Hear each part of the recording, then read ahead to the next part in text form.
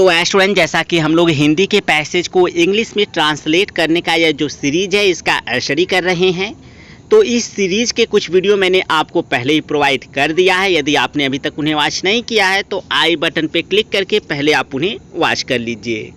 तो आज के इस वीडियो में हम एक्सेलेंट जनरल इंग्लिश बुक से जो एक्सरसाइज 72 है अर्थात 72 है, जो कि यूपी बोर्ड एग्जाम 2002 के थर्ड सेट में पूछा गया था, इस हिंदी के पैसेज को हम लोग इंग्लिश में ट्रांसलेट करना इस वीडियो में सीखेंगे।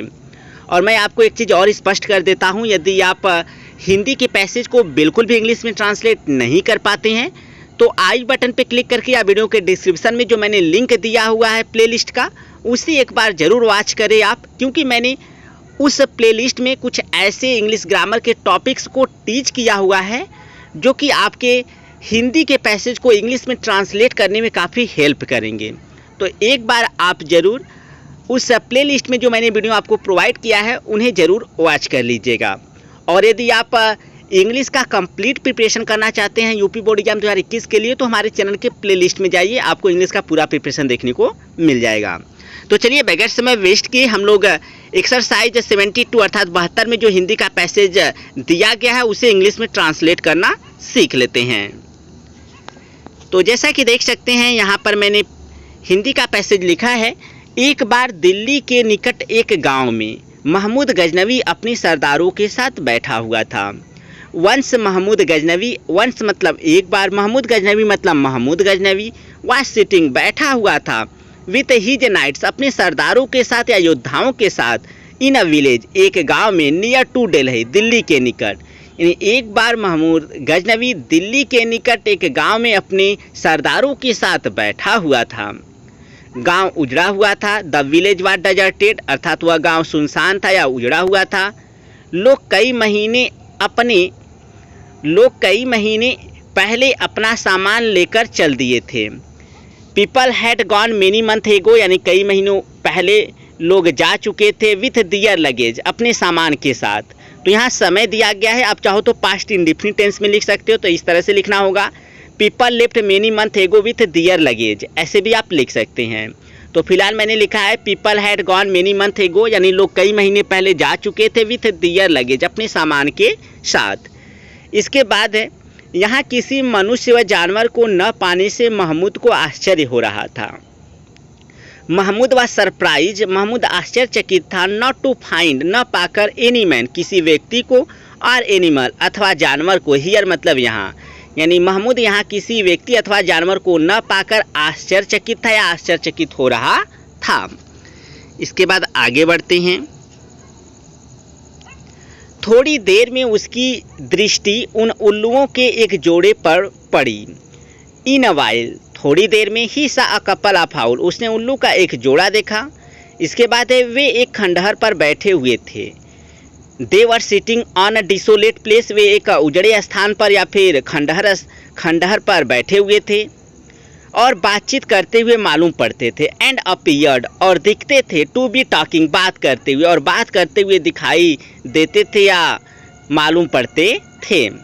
इसके बाद है महमूद ने अपने मंत्री को देखा और कहा, Mahmud looked at his minister अर्थात महमूद अपने मंत्री को देखा, एंड सेड और कहा, क्या तुमने एक वर्ष पहले मुझसे नहीं कहा था? डिड यू नॉट से टू मी अ मंथ एगो दैट कि you understand the language of birds, कि तुम पक्षियों की भाषा को समझते हो या पक्षियों की बोली को समझते हो। इसके बाद है वे उल्लू क्या बातचीत कर रहे हैं। What are the owls talking, यानी वे उल्लू क्या बातचीत कर रहे हैं। आप चाहो तो ऐसे भी लिख सकते हैं, what are the owls talking about, ऐसे भी आप लिख सकते हैं। इसके बाद आगे बढ़ते हैं। मंत्री ने उत्तर दिया। द मिनिस्टर रिप्लाइड, अर्थात वह मंत्री उत्तर दिया, दैट की इन उल्लुओं में से एक बूढ़ा और दूसरा जवान है। वन ऑफ दीज आउल्स, यानी इन उल्लुओं में से एक इज ओल्ड वृद्ध है, एंड द अदर और दूसरा इज ए यंग युवा है या फिर जवान है। इसके बाद जवान उल्लू बूढ़े उल्लू के लड़के से अपनी लड़की का विवाह करना चाहता है। The young owl wants to marry its daughter with the son of old owl. The young owl मतलब युवा उल्लू या फिर जवान उल्लू वांट्स टू मैरी, शादी करना चाहता इट्स डॉटर अपनी पुत्री का with the son of old owl, यानी वृद्ध उल्लू के पुत्र से। इसके बाद है बूढ़ा उल्लू तैयार है, the old owl is ready, अर्थात वृद्ध उल्लू तैयार है परंतु 100 उजड़े हुए गांव दहेज में चाहता है, बट लेकिन 100 डेजर्टेड विलेज, लेकिन 100 उजड़े हुए गांव आर वांटेड चाहता है इन डोरी मतलब दहेज में। यहाँ पर देख सकते हैं प्रेजेंट इंडेफिनिट टेंस का जो है वह पैसिव वॉइस लिखा गया है आर वांटेड, ठीक है। तो आप मत समझिएगा कि यह पास्ट टेंस में बनाया गया है, बल्कि प्रेजेंट इंडेफिनिट का ही पैसिव वॉइस है।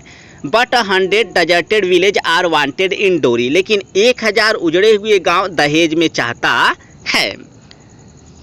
इसके बाद आगे बढ़ते हैं। इसके उत्तर में जवान उल्लू कह रहा है इन दिस रिस्पेक्ट, इस क्रम में the young owl is saying, अर्थात वह जवान उल्लू कह रहा है, क्या कह रहा है, महमूद गजनवी की कृपा से मैं तुम्हें 1000 गांव दहेज में दे सकता हूँ।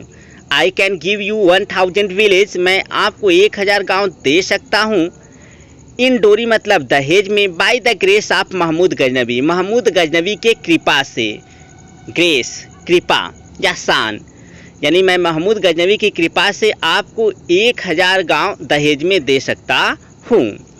इसके बाद है महमूद को यह सुनकर बहुत अफसोस हुआ। Hearing this Mahmud Ghaznavi felt very sorry, यानी हियरिंग दिस या सुनते हुए महमूद गजनवी, यहाँ पर केवल महमूद है तो मैंने गजनवी भी लिख दिया है, तो इसको लेकर कंफ्यूज मत होइएगा। हियरिंग दिस या सुनते हुए Mahmud Ghaznavi felt very sorry, Mahmud Ghaznavi बहुत अफसोस महसूस किया। एंड ही सडनली, और वह अचानक, वेंट मतलब चला गया, फ्रॉम देयर मतलब वहाँ से, and he suddenly went from there, और वह वहाँ से एकदम से चला गया, या फिर आप ऐसे भी लिख सकते हैं and he left from there, और वहाँ से चला गया, ऐसे भी आप लिख सकते हैं। तो स्टूडेंट्स से यह था एक्सरसाइज 72 का जो हिंदी का पैसेज था, उसे मैंने काफ़ी हद तक अच्छे से आपको इंग्लिश में ट्रांसलेट करके यहाँ पर स्पष्ट करने का प्रयास किया। आई होप आपको वीडियो अच्छा लगा होगा। अगर वीडियो अच्छा लगे तो प्लीज़ वीडियो को लाइक करना मत भूलिएगा और अपने उन फ्रेंड्स के साथ शेयर जरूर कीजिएगा जिनके लिए वीडियो यूजफुल हो सकता है। और साथ ही चैनल पे पहली बार आए तो चैनल को जरूर सब्सक्राइब कर लीजिएगा। तो मिलते हैं नेक्स्ट वीडियो में, तब तक के लिए thank you so much for watching this video.